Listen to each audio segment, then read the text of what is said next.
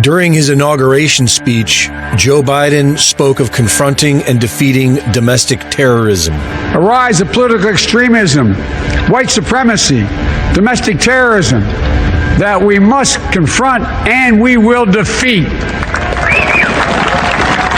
John Brennan, former director of the CIA, went on MSNBC that evening and labeled libertarians as domestic terrorists. I know looking forward that the members of the Biden team who have been nominated or have been appointed are now moving in laser-like fashion to try to uncover as much as they can about what looks very similar to insurgency movements that we've seen overseas, where they germinate in different parts of the country and they gain strength, and it brings together an unholy alliance frequently of religious extremists, authoritarians, fascists, bigots, racists, nativists, even libertarians.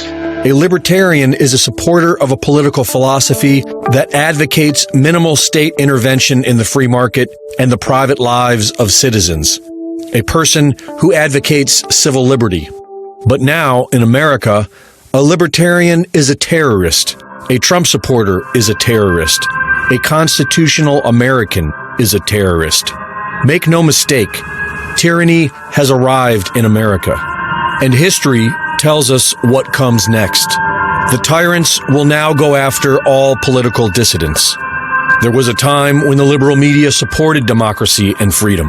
During the 1989 Tiananmen Square protests, the American media seemed to recognize the dangers of the CCP. But now, along with Hollywood and major sports, the news media is all owned by globalist multinational corporations and the CCP. The pop culture media machine has made all of this possible, and it is now busy preparing their brainwashed flock for mass arrests and re-education camps. A Bernie Sanders staffer and the principal counsel for PBS were separately caught on camera calling for rounding up Trump supporters and putting them in re-education camps. But that was before Biden was in the White House. Now it's all out in the open. Popular morning television co-host Meghan McCain, daughter of John McCain, who funded ISIS and Al-Qaeda in the ongoing war on terror debacle, says that American patriots need to be treated the same as Al-Qaeda terrorists. I'm not against sending these people to Gitmo, and that may sound extreme. These are domestic terrorists who attacked our own republic. They should be treated the same way we treat Al-Qaeda. MSNBC's Nicole Wallace suggests the possibility of killing Americans with drone strikes. Attacking terrorism at its root, of going after and killing, and in the case of Amr al-Awlaki, an American, a Yemeni American, with a drone strike for the crime of inciting violence, inciting terrorism. Regional Director of California Democrats unapologetically suggests rounding up 75 million Americans and putting them in concentration camps.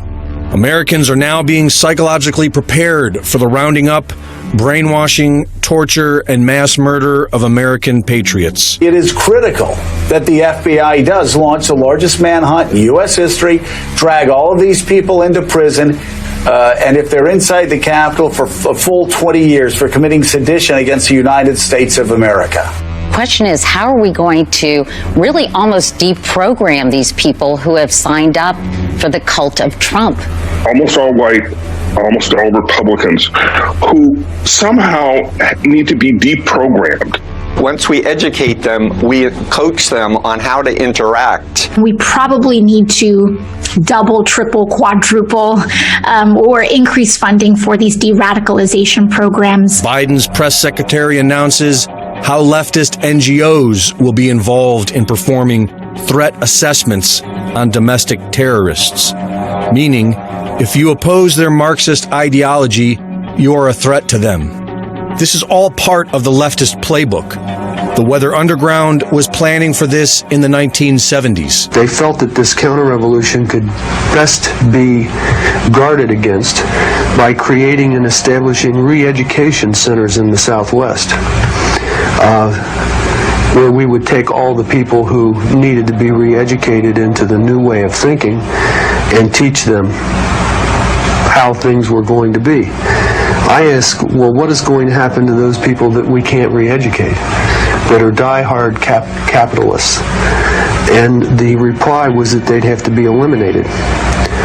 And when I pursued this further, they estimated that they would have to eliminate 25 million people in these re-education centers. And when I say eliminate, I mean kill. It is now undeniably here.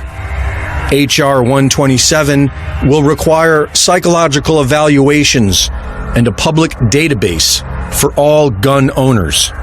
With the entire nation divided into patriots and obedient cowards, they know who you are, and they know they have the support of the brainwashed masses. They have been preparing the entire world population with COVID-19. Almost a year ago, the WHO's Dr. Ryan announced that they will be entering people's homes and removing family members. Now we need to go and look in families to find those people who may be sick and remove them and isolate them in a safe and dignified manner. The leftists in power are ready to break our will. They will cut off the power. They will shut down our businesses. They will destroy anyone who stands in their way.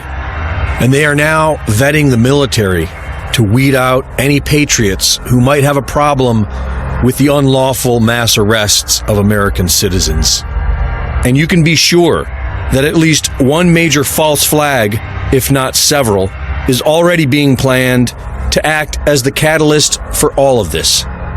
Another Oklahoma City bombing to blame on libertarian terrorists and American constitutionalists.